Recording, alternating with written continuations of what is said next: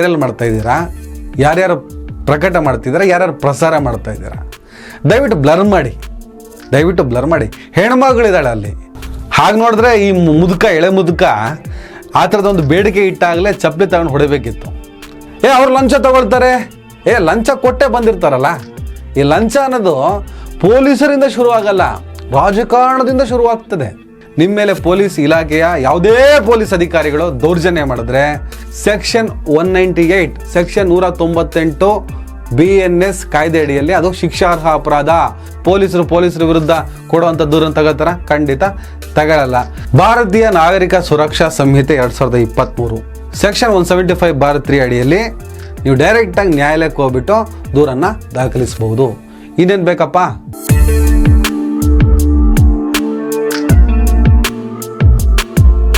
ದಯವಿಟ್ಟು ಎಲ್ಲರೂ ಈ ಚಾನಲ್ನ ಸಬ್ಸ್ಕ್ರೈಬ್ ಮಾಡಿ. ನಿಮ್ಗೆ ಇಷ್ಟ ಆದರೆ ಈ ಚಾನಲ್ಗೆ ಜಾಯ್ನ್ ಆಗಿ. ಈ ವಿಡಿಯೋ ಇಷ್ಟ ಆದರೆ ದಯವಿಟ್ಟು ಎಲ್ಲರೂ ಶೇರ್ ಮಾಡಿ. ಸ್ವತಂತ್ರ ಪತ್ರಿಕೋದ್ಯಮವನ್ನು ಬೆಂಬಲಿಸಿ. ನನ್ನ ಯುಕ್ತಿಗೆ ನಿಮ್ಮ ಶಕ್ತಿಯೇ ಶ್ರೀರಕ್ಷೆ. ಹಲೋ, ಹಾಯ್, ನಮಸ್ಕಾರ ಸ್ನೇಹಿತರೆ. ಮಧುಗಿರಿ DYSP ರಾಮಚಂದ್ರಪ್ಪ ಅಂತ ಹೆಸರಲ್ಲಿ ರಾಮ ಅಂತ ಇಟ್ಕೊಂಡಿದ್ದಾನೆ. ಈತನ ತೆವಲುಗಳು ಯಾವ ಥರ ಇದೆ ನೋಡಿ. ನಿಮಗೆಲ್ಲ ಒಂದು ರಿಕ್ವೆಸ್ಟ್ ಮಾಡ್ತೀನಿ, ದೊಡ್ಡ ಮಟ್ಟದಲ್ಲಿ ಆ ವಿಡಿಯೋ ವೈರಲ್ ಆಗ್ತಿದೆ. ರಾಮಚಂದ್ರಪ್ಪನ ರಾಸಲೀಲೆ ಅಂಥೇಳಿ. ಪಾವಗಡದ ಮೂಲದ ಹೆಂಗಸಂತೆ, ಅದೇನೋ ಜಮೀನು ವ್ಯಾಜ್ಯಕ್ಕೆ ಸಂಬಂಧಪಟ್ಟ ಹಾಗೆ ನ್ಯಾಯ ಕೊಡಿ, ಸ್ವಲ್ಪ ಸಪೋರ್ಟ್ ಮಾಡಿ ಅಂತ ಕೇಳಕ್ಕೆ ಬಂದಿದ್ಲಂತೆ. ಅದೇನು ಆಮಿಷ ಒಡ್ಡದ್ನೋ, ಅದೇನು ಅಶ್ಯೂರೆನ್ಸ್ ಕೊಟ್ಟನೋ, ಅದೇನು ಬೆದರಿಕೆ ಹಾಕಿದ್ನೋ, ಪಾಪ ಆ ಹೆಣ್ಣುಮಗಳ ಅನಿವಾರ್ಯ ಸ್ಥಿತಿ ಏನಿತ್ತು, ಆಕೆನ ಪೊಲೀಸ್ ಠಾಣೆಯ ಶೌಚಾಲಯಕ್ಕೆ ಕರ್ಕೊಂಡೋಗಿ ಕೆಡ್ದಾಗಿ ಆಕೆನ ಉಪಯೋಗಿಸ್ಕೊತಾನೆ. ಯಾರೋ ಒಬ್ಬರು ಕಿಟಕಿಯಲ್ಲಿ ಅದನ್ನು ರೆಕಾರ್ಡ್ ಮಾಡ್ತಾರೆ. ಆ ಹೆಣ್ಣುಮಗಳೇ ನೋಡ್ತಾಳೆ. ನೋಡಿದ ತಕ್ಷಣ ಅವನು ತಗೊಂಡು ಓಡೋಗ್ತಾನೆ. ಅದೀಗ ವೈರಲ್ ಆಗಿದೆ. ಈಗ ತುಮಕೂರು SP ಅಶೋಕ್ ಅವರು ಅವನ ಮೇಲೆ ಸೂಕ್ತ ಕ್ರಮವನ್ನು ತೆಗೆದುಕೊಳ್ತೀವಿ, ಮಹಿಳೆಯರ ವಿರುದ್ಧ ಇಂಥ ದೌರ್ಜನ್ಯಗಳನ್ನು ನಾವು ಸಹಿಸಲ್ಲ, ಅದೇನೇನೋ ಹೇಳ್ತಾರೆ. ಓಕೆ, ನೀವು ಕ್ರಮ ತಗೊಳ್ಳಿ. ದಯವಿಟ್ಟು ಈ ವಿಡಿಯೋನ ಯಾರು ವೈರಲ್ ಮಾಡ್ತಾ ಇದ್ದೀರಾ, ಯಾರ್ಯಾರು ಪ್ರಕಟ ಮಾಡ್ತಿದ್ದೀರಾ, ಯಾರ್ಯಾರು ಪ್ರಸಾರ ಮಾಡ್ತಾ ಇದ್ದೀರಾ, ದಯವಿಟ್ಟು ಬ್ಲರ್ ಮಾಡಿ. ಹೆಣ್ಮಗಳಿದ್ದಾಳೆ ಅಲ್ಲಿ. ಈ ನನ್ನ ಮಕ್ಕಳನ್ನು ನೀವು ಎಷ್ಟು ಬೇಕಾದ್ರೆ ತೋರಿಸಿ, ಏನು ಸಮಸ್ಯೆ ಏನಿಲ್ಲ. ಆ ಹೆಣ್ಣು ಮಗಳನ್ನು ಬ್ಲರ್ ಮಾಡಿ.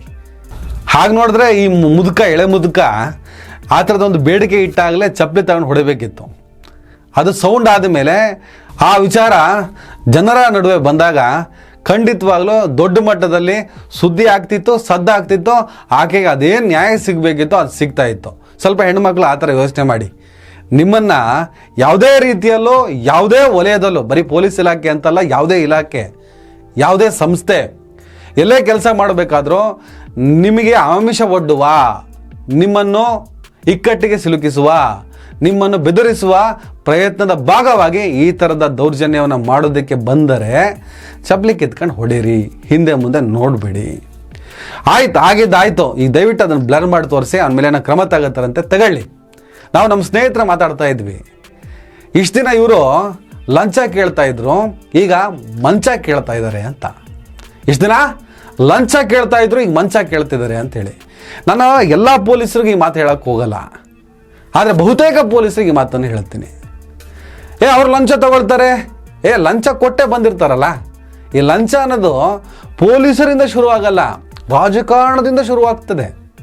ಈ ಪೊಲೀಸ್ ಠಾಣೆಗೆ ಬರಬೇಕು ಅಂದರೆ, ಈ ಪೊಲೀಸ್ ಠಾಣೆಗೆ ಬಂದರೆ ನಮಗಿಷ್ಟು ಆದಾಯ ಸಿಗುತ್ತದೆ, ಭಾಳ ಬೇಗ ಶ್ರೀಮಂತರಾಗಬಹುದು, ಒಳ್ಳೆ ಆಮದನಿ ಇದೆ. ಹಾಗಾದರೆ ಅಲ್ಲಿ ಬಂದು ಕೂರೋದಕ್ಕೆ ಏನು ಮಾಡಬೇಕು? ಅಲ್ಲಿ ಕೂರಿಸುವ ರಾಜಕಾರಣಕ್ಕೆ ಇಷ್ಟಿಷ್ಟು ಕೋಟಿಯನ್ನು ಕೊಟ್ಟು ಬಂದು ಕೂರಬೇಕು. Practical, fact. ನಾವ್ಯಾರೋ ರಸ್ತೆ ಬದಿಲಿರೋರನ್ನ, ಇವ್ರು ಸುಲಿತಾರೆ, ತಿಂತಾರೆ ಅಂತ ಪೊಲೀಸರನ್ನ ಬೈಯೋದ್ರಲ್ಲಿ ಏನೂ ಪ್ರಯೋಜನ ಇಲ್ಲ. ಅದು ಸರಿನೂ ಅಲ್ಲ. ಯಾಕಂದರೆ ಅದೆಲ್ಲದಕ್ಕೂ ಮೂಲನೇ ಈ ರಾಜಕೀಯ ವ್ಯವಸ್ಥೆ. ಇದನ್ನು ಬದಲಾಯಿಸ್ರಪ್ಪ, ಪ್ರಜಾಪ್ರಭುತ್ವ ಅಂದರೆ ಏನು ಅನ್ನೋದನ್ನು ಅರ್ಥ ಮಾಡ್ಕೊಳ್ರಪ್ಪ ಅಂತ ಹೇಳಿದ್ರೆ ನಮ್ಮ ಜನಕ್ಕೆ ಅರ್ಥ ಆಗಲ್ಲ. ನಮ್ಮ ಜನ ಎಲ್ಲಿವರೆಗೂ ತಮ್ಮನ್ನು ತಾವು ಕನ್ನಡಿಯಲ್ಲಿ ನೋಡ್ಕೊಳ್ಳಲ್ವೋ ಅಲ್ಲಿವರೆಗೂ ಈ ವ್ಯವಸ್ಥೆಯನ್ನು ಸುಧಾರಿಸೋದಕ್ಕೆ ಸಾಧ್ಯನೇ ಇಲ್ಲ. ಹಾಗಾಗಿ ಪೊಲೀಸ್ ಇಲಾಖೆಯ ಕರ್ಮಕಾಂಡಗಳ ಬಗ್ಗೆ, ಕಾಮಕಾಂಡಗಳ ಬಗ್ಗೆ ನಾವು ಏನೇ ಚರ್ಚೆ ಮಾಡಿದ್ರೂ ಕೂಡ ಅದಕ್ಕೆಲ್ಲ ಕಾರಣವಾದಂತಹ ನಾವು ನಮ್ಮತನದ ಬಗ್ಗೆ ಆಲೋಚನೆಯನ್ನು ಯಾವಾಗ ಗಂಭೀರವಾಗಿ ಮಾಡ್ತೀವೋ ಅಲ್ಲಿವರೆಗೂ ಇದ್ಯಾವುದು ಕೂಡ ಪರಿಹಾರವಾಗದ ಸಂಗತಿ. ತುಂಬ ಜನ ಹೇಳ್ತಾರೆ, ಏನು ಸರ್ ಅವ್ರು ಮಾತಾಡಿಸೋ ರೀತಿನೇ ಸರಿ ಇಲ್ಲ, ರೂಢಾಗಿ ಮಾತಾಡ್ತಾರೆ. ಯಾಕೆ ಸರ್ ಈ ಥರ ಎಲ್ಲ ಜೋರಾಗೆಲ್ಲ ಮಾತಾಡ್ತೀರ ಅಂತ ಹೇಳ್ತಾರೆ. ನಮಗೆ ಭಾರಿ ಸ್ಟ್ರೆಸ್ ಇರುತ್ತೆ ರೀ, ಭಾಳ ದೊಡ್ಡ ಊರು ರೀ, ಭಾಳ ಸಣ್ಣ ಸಂಖ್ಯೆಯ ಪೊಲೀಸ್ ರೀ, ನೂರಾರು ಟೆನ್ಷನ್ಗಳಿರುತ್ತೆ. ನಿಮ್ಗೆ ಟೆನ್ಷನ್ ಇದ್ದರೆ ರಾಜೀನಾಮೆ ಕೊಟ್ಟೋಗಿ. ಟೆನ್ಷನ್ಗಳಿಂದ ನಾನು ಫ್ರಸ್ಟ್ರೇಟಿಗೆ ಒಳಗಾಗ್ತಾ ಇದ್ದೀನಿ, ನನಗೆ ಕೆಲಸ ಮಾಡೋಕ್ಕಾಗ್ತಾ ಇಲ್ಲ, ಹಾಗಾಗಿ ಆ ಆಕ್ರೋಶವನ್ನು, ಆ ಡಿಪ್ರೆಷನ್ನ ನಾನು ಜನಸಾಮಾನ್ಯನ ಮೇಲೆ ತೀರಿಸ್ಕೊತೀನಿ ಅಂದರೆ ಅದು ತಪ್ಪಾಗ್ತದೆ. ಒತ್ತಡವನ್ನು ನಿಗ್ರಹಿಸಲಾಗಲ್ಲ, ಕೆಲಸ ಬಿಡಿ, ರಾಜೀನಾಮೆ ಕೊಡಿ. ತುಂಬ ಜನ ಕಾಯ್ತಾ ಇದ್ದಾರೆ ಕೆಲಸ ಮಾಡೋದಕ್ಕೆ. ಹಲವು ಪೊಲೀಸ್ ಅಧಿಕಾರಿಗಳನ್ನು ಆದರ್ಶವಾಗಿ ತಗೊಂಡಿದ್ದೀನಿ ನಾನು. ಕೆಲ ಪೊಲೀಸ್ ಅಧಿಕಾರಿಗಳನ್ನು ನನ್ನ ಗುರು ಅಂತ ನಾನು ಕರ್ಕೊಂಡಿದ್ದೀನಿ. ನಾನು ತುಂಬ ಜನ ಹೇಳ್ತೀನಿ, ಹಾಗಿರಬೇಕು ಪೊಲೀಸ್ ಅಧಿಕಾರಿ ಅಂದರೆ. ಎಲ್ಲ ಹೆಸರೆಲ್ಲ ಮೆನ್ಷನ್ ಮಾಡೋಕ್ಕೆ ಹೋಗೋದಿಲ್ಲ ನಾನು. ನೀವು ಪೊಲೀಸ್ ಠಾಣೆಗೆ ಹೋಗ್ತೀರಾ ಅಂತ ಹಿಡ್ಕೊಳ್ಳಿ. ಪೊಲೀಸ್ ಠಾಣೆಗೆ ಹೋದಾಗ ಪೊಲೀಸರು ವಿನಾಕಾರಣ ನಿಮ್ಗೆ ಬೈದರೆ, ನಿಮಗೆ ಹೊಡೆದ್ರೆ ಯಾಕೆ ತಲೆ ಕೆಡಿಸ್ಕೊತೀರಿ? ನಿಮಗೆ 2023 ಜುಲೈ 1ನೇ ತಾರೀಕಿಂದ BNS ಕಾಯ್ದೆ ಇಂಪ್ಲಿಮೆಂಟ್ ಮಾಡಿದೆ ನಮ್ಮ ಕೇಂದ್ರ ಸರ್ಕಾರ, ಗೊತ್ತಿದೆಯಾ? ನಿಮ್ಮ ಮೇಲೆ ಪೊಲೀಸ್ ಇಲಾಖೆಯ ಯಾವುದೇ ಪೊಲೀಸ್ ಅಧಿಕಾರಿಗಳು ದೌರ್ಜನ್ಯ ಮಾಡಿದ್ರೆ, ವಿನಾಕಾರಣ ಬೈದರೆ, ವಿನಾಕಾರಣ ಹೊಡೆದ್ರೆ ಸೆಕ್ಷನ್ 198 ಸೆಕ್ಷನ್ 198 BNS ಕಾಯ್ದೆ ಅಡಿಯಲ್ಲಿ ಅದು ಶಿಕ್ಷಾರ್ಹ ಅಪರಾಧ. 1 ವರ್ಷದಿಂದ 2 ವರ್ಷ ಜೈಲು ಶಿಕ್ಷೆ ಆಗುತ್ತೆ ಆ ಅಧಿಕಾರಿಗೆ. ಭಾಳ ದೊಡ್ಡ ಪ್ರಮಾಣದ ದಂಡ ಕಟ್ಟಬೇಕಾಗತ್ತೆ. ಹಾಗಾದರೆ ಅವ್ರ ವಿರುದ್ಧ ನಾವು ದೂರು ಕೊಡಬೇಕಂದ್ರೆ ಏನು ಮಾಡಬೇಕು?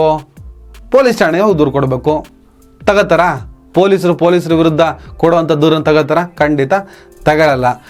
ಭಾರತೀಯ ನಾಗರಿಕ ಸುರಕ್ಷಾ ಸಂಹಿತೆ 2023 BNS 2023 ಸೆಕ್ಷನ್ 175(3) ಅಡಿಯಲ್ಲಿ ನೀವು ಡೈರೆಕ್ಟಾಗಿ ನ್ಯಾಯಾಲಯಕ್ಕೆ ಹೋಗ್ಬಿಟ್ಟು ದೂರನ್ನು ದಾಖಲಿಸಬಹುದು. ಇನ್ನೇನು ಬೇಕಪ್ಪ? ನಮ್ಮ ಕಾನೂನಲ್ಲಿ ಎಲ್ಲದಕ್ಕೂ ಅವಕಾಶಗಳಿದೆ, ಎಲ್ಲದಕ್ಕೂ ಕಡಿವಾಣ ಇದೆ. ಪೊಲೀಸರು ನಮ್ಮ ರಕ್ಷಣೆಗೆ ನೇಮಕವಾದಂತಹ ಸೈನಿಕರು ಅನ್ನೋದ್ರಲ್ಲಿ ಯಾವುದೇ ಅನುಮಾನ ಇಲ್ಲ. ಅವ್ರನ್ನ ರೆಸ್ಪೆಕ್ಟ್ ಮಾಡೋಣ. ಅವ್ರು ಕರೆಕ್ಟಾಗಿ ಕೆಲಸ ಮಾಡಿದ್ರೇ ನಾವು ನೆಮ್ಮದಿಯಾಗಿ ನಿದ್ರೆ ಮಾಡೋದಕ್ಕೆ ಸಾಧ್ಯ. ಪೊಲೀಸರು ಹಗಲು ರಾತ್ರಿ ಕಷ್ಟಪಡ್ತಾರೆ, ಪ್ರಾಣವನ್ನು ಒತ್ತೆ ಇಟ್ಟು ಕೆಲಸ ಮಾಡ್ತಾರೆ, ಅವ್ರಿಗೆಲ್ಲ ರೆಸ್ಪೆಕ್ಟ್ ಕೊಡೋಣ. ಲಂಚದಿಂದ ದೂರ ಇರುವ, ಸಮಾಜಮುಖಿಯಾಗಿ ಕೆಲಸ ಮಾಡುವ ಎಲ್ಲರಿಗೂ ನಾವು ಕೈ ಎತ್ತಿ ಮುಗಿಯೋಣ. ಹಾಗಂತ ದರ್ಪವನ್ನು, ದೌರ್ಜನ್ಯವನ್ನು, ಲಂಚವನ್ನು ಕೇಳುವ, ಲಂಚದ ಜೊತೆ ಈಗ ಮಂಚವನ್ನು ಕೇಳುವ ರಾಮಚಂದ್ರಪ್ಪನಂತಹ ವಿಕಾರಗಳಿಗೆ, ವಿಕೃತಿಗಳಿಗೆ ಚಪ್ಪಲಿ ಕಿತ್ತುಕೊಂಡು ಹೊಡೆಯುವಂಥ ಕೆಲಸವನ್ನು ಮಾಡಿ, ಶುರು ಮಾಡಿ. ಭಯಪಟ್ಟು ನಾವು ಏನೂ ಮಾಡೋದಕ್ಕೆ ಸಾಧ್ಯ ಇಲ್ಲ ಇಲ್ಲಿ.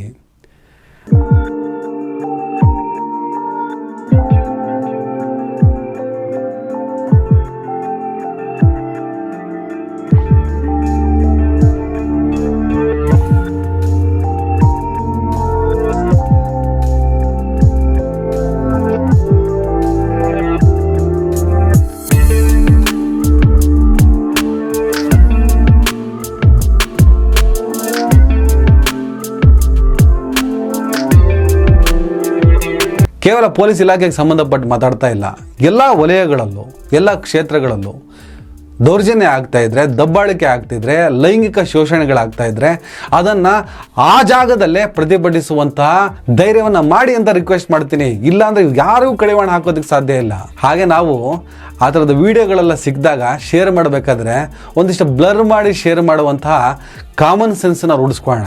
ನಾಳೆ ಆ ಹೆಣ್ಮಗಳು ಪಾಪ ಅದೇನು ಸ್ಥಿತಿಯೋ, ಅದೇನು ಪರಿಸ್ಥಿತಿಯೋ, ಇನ್ನೂ ಕೂಡ ಪಿಕ್ಚರ್ ಸಿಕ್ಕಿಲ್ಲ ನಮಗೆ. ಆ ಕಚಡ ರಾಮಚಂದ್ರಪ್ಪನ ಮುಖವಾಡ ಬಯಲಾಯಿತು. ಹೆಸರು ರಾಮಚಂದ್ರಪ್ಪ ಅಂತ ಇಟ್ಕೊಂಡಿದ್ದೀನಿ. ಅವ್ನ ವಯಸ್ಸು ನೋಡಿದ್ರೆ ಅವನಿಗೆ ಮಕ್ಕಳು ಇರ್ಬೋದು, ಬೆಳೆದು ನಿಂತು ಮಕ್ಕಳು ಇರ್ಬೋದು, ಅದರಲ್ಲಿ ಹೆಣ್ಣುಮಕ್ಕಳು ಇರ್ಬೋದು. ಮನೇಲಿ ಹೆಂಡತಿ ಮಕ್ಕಳನ್ನ ಹಿಡ್ಕೊಂಡು ಇಂಥ ಹೇಸ್ಗೆತ್ತಿನ ಕೆಲಸನ ಮಾಡ್ತಾನೆ. ತನ್ನ ಅಧಿಕಾರವನ್ನು ದುರುಪಯೋಗ ಪಡಿಸ್ಕೊಂಡು ಲೋಫರ್ಗಳು. ಇವ್ರದ್ದು ಮಾನವ ಮರ್ಯಾದೆ 3 ಕಾಸಿಗೆ ಹರಾಜಾಗಲಿ, ಏನು ಸಮಸ್ಯೆ ಇಲ್ಲ. ಆದರೆ ಹೆಣ್ಣು ಮಗಳು ಅದು ಯಾವ ಸ್ಥಿತಿನೋ, ಅದೇನು ಪರಿಸ್ಥಿತಿಯೇನೋ, ಆಯ್ತಪ್ಪ ಆಕೆನೂ ಕೂಡ ಇದರಲ್ಲಿ ಪಾತ್ರಧಾರಿ, ಆಕೆನೂ ತಪ್ಪು ಮಾಡಿದ್ದಾಳೆ, ಸರಿ, ಅದ್ರ ಹಿಂದೆ ಏನೋ ಒಂದು ರೀಸನ್ ಇರುತ್ತೆ ಅಥವಾ ಇಲ್ವೋ, ಏನು ಬೇಕಾದ್ರೂ ಇರಲಿ, ಆ ಹೆಣ್ಣುಮಕ್ಕಳ ಮುಖನ ಬ್ಲರ್ ಮಾಡಿ ತೋರಿಸಿ. ನ್ಯೂ ಇಯರ್ ಪಾರ್ಟಿಗೆ ಅಂತ ಹೋದಂಥ ಹೆಣ್ಣುಮಕ್ಕಳನ್ನೆಲ್ಲ ಹಾಗೆ ಓಪನ್ ಆಗಿ ತೋರಿಸಿ ತಮ್ಮ ನೈತಿಕತೆಯನ್ನು ಕಳೆದುಕೊಂಡಂಥ ಮಾಧ್ಯಮಗಳ ಥರ ವರ್ತಿಸ್ಬೇಡಿ. ನೀವು ಬ್ಲರ್ ಮಾಡಿ ಏನು ಬೇಕಾಗಲ್ಲ. ಹೆಣ್ಮಗಳು ನಾಳೆ ಏನೋ ಹೆಚ್ಚು ಕಮ್ಮಿ ಮಾಡ್ಕೊಂಡ್ರೆ ಒಳ್ಳೆ ವಿಚಿತ್ರವಾಗಿ ಆಡ್ತೀರ ನೀವು. ನಿಮ್ಮನ್ನು ಮಾತ್ರ ಅಲ್ಲ, ನಿಮ್ಮ ಜೊತೆ ನನ್ನನ್ನು ಸೇರಿಸ್ಕೊಂಡು ಬೈಕೋತೀನಿ. ನಾವು ನೆಟ್ಟಿಗಿದ್ರೆ ಇವರೆಲ್ಲರೂ ನೆಟ್ಟಿಗಿರ್ತಿದ್ರು.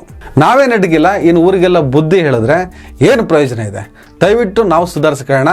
ಆವಾಗ ಈ ವ್ಯವಸ್ಥೆಗಳೆಲ್ಲದೂ ಸುಧಾರಿಸುತ್ತೆ. ಅಡಿಯಿಂದ ಮುಡಿಯುವವರೆಗೂ ಏನಾದರೂ ಬದಲಾವಣೆ ಆಗಬೇಕು ಅಂದರೆ ಮೊದಲು ನಾವು ಬದಲಾಗಬೇಕು. ನಾವು ಬದಲಾಗದೇ ಇದ್ದರೆ ಇದ್ಯಾವುದು ಕೂಡ ಬದಲಾಗಲ್ಲ ಅನ್ನುವಂಥ ಕಾಮನ್ ಸೆನ್ಸ್ ಜೊತೆಗೆ ನಾವು ಮುಂದಿನ ಕಾರ್ಯತಂತ್ರಗಳನ್ನು ಮಾಡೋಣ ಅಂತ ಹೇಳ್ತಾ ಈ ವಿಡಿಯೋ ಮುಗಿಸ್ತಾ ಇದ್ದೀನಿ. ನಮಸ್ಕಾರ. ದಯವಿಟ್ಟು ಎಲ್ಲರೂ ಈ ಚಾನಲ್ನ ಸಬ್ಸ್ಕ್ರೈಬ್ ಮಾಡಿ. ನಿಮ್ಗೆ ಇಷ್ಟ ಆದರೆ ಈ ಚಾನಲ್ಗೆ ಜಾಯ್ನ್ ಆಗಿ. ಈ ವಿಡಿಯೋ ಇಷ್ಟ ಆದರೆ ದಯವಿಟ್ಟು ಎಲ್ಲರೂ ಶೇರ್ ಮಾಡಿ. ಸ್ವತಂತ್ರ ಪತ್ರಿಕೋದ್ಯಮವನ್ನು ಬೆಂಬಲಿಸಿ.